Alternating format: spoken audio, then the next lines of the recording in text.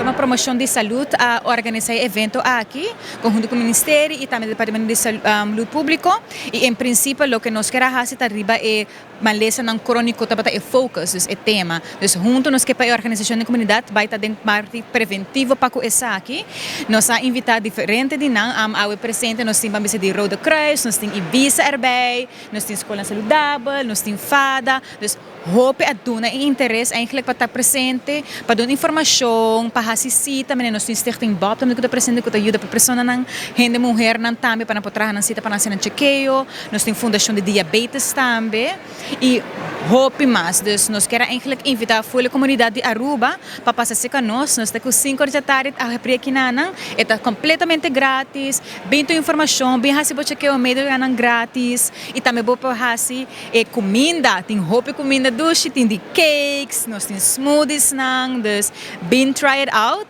e também com compartilhar com a família nang também, dus não somente ainda de idade, mas também demasiado também para ganhar algo legal para wak.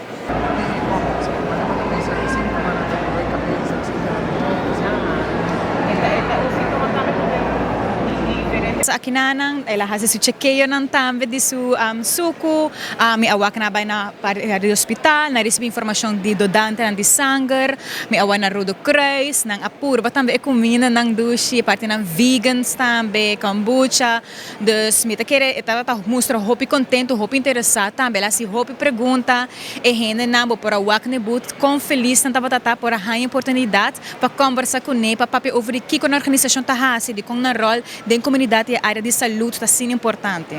Quero invitar full povo de Aruba, please passa aqui na Centro Deportivo Libertadores da Santa Cruz e nós abrimos com 5 full grátis, bem come com nós, bem bebe algo doce e saudável, bem toma informação, se você assiste com diferentes organizações também, bolo por, desta aqui para full família, desde de chiquita até de mais grande.